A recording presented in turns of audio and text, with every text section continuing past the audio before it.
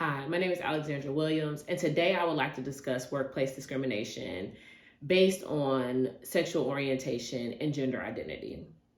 The exploration of sexual discrimination as it relates to sexual orientation and gender identity made progressive steps forward in the Supreme Court decision in Bostic v.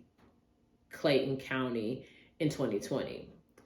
The Civil Rights Act of 1964 originally prohibited discrimination based on race, color, religion, and national origin, but sex was added to Title VII during a House debate by Congressman Howard Smith, and as a likely attempt to derail the bill. But despite this, the bill passed and was signed into law. However, Executive Order 11246 in 1965, which reinforced employment discrimination rules for federal contracts, omitted sex. Advocacy groups, especially newly found National Organization for Women, pushed for its inclusion. Their efforts led to Executive Order 11375 in 1967, which added sex to the protection. While praised, Equal Employment Opportunity Commission's enforcement remained a concern for women's rights. While Title IX was originally intended to add sex to protect women from employment discrimination, due to its broad and evolving interpretation, members of the LGBTQ plus community recognize the connection between sexual discrimination and protections for sexual orientation and gender identity, ultimately extending Title VII's reach to include a wider range of individuals. LGBT has expanded over 30 years into LGBTQIA, embracing identities and challenging binaries, though terms like queer remain contested.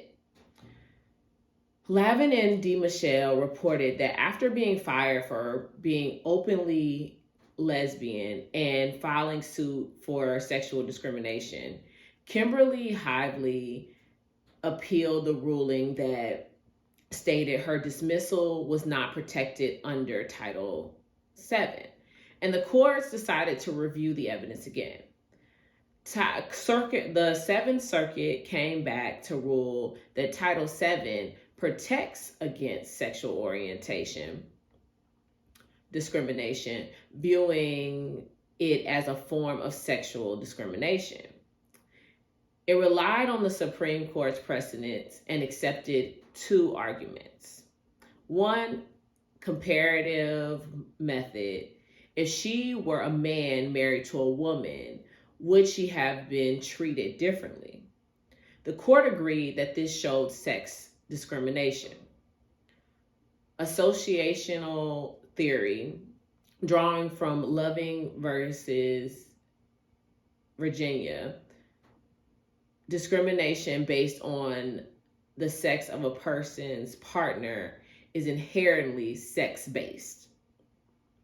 Now looking at the case that brought this all to a head, Gerald Bostic, who was openly gay, filed a workplace discrimination under Title VII after being fired in Georgia, which had no LGBTQ plus employment protections. His case was dismissed by lower courts, citing precedent that Title VII did not cover sexual orientation. Conflicting rulings in other circuits on LGBTQ plus protections led to a circuit split.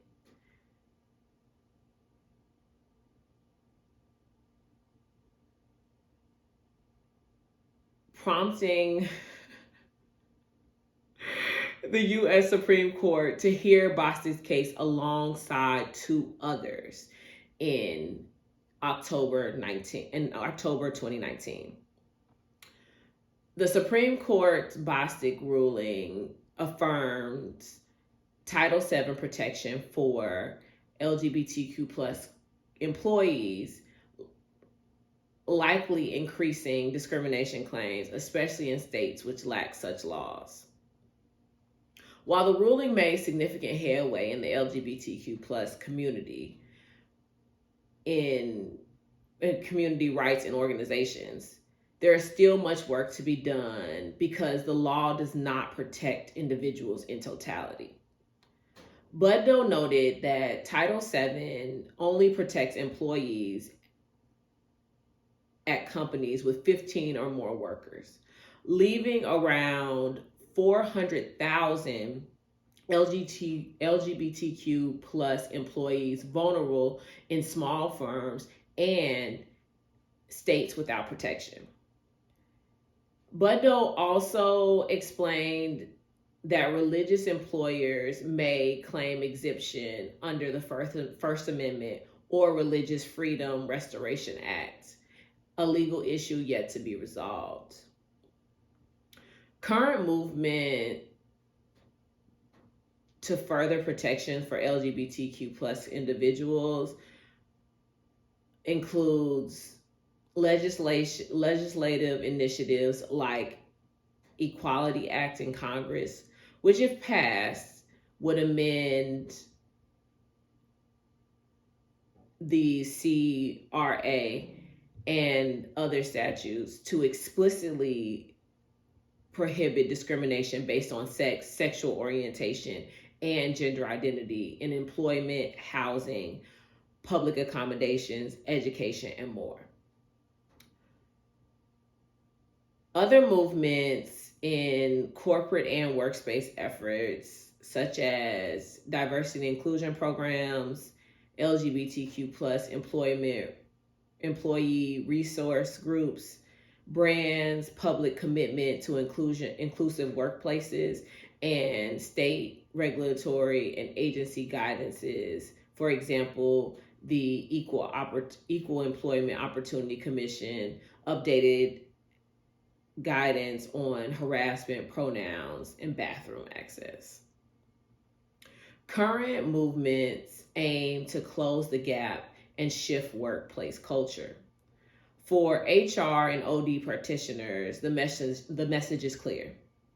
Legal protection is a baseline, but the real work lies in translating policies, driving culture change, fostering intersectional awareness, for example, LGBTQ plus, people of color, trans-binary employees, and aligning inclusion with leadership and talent development.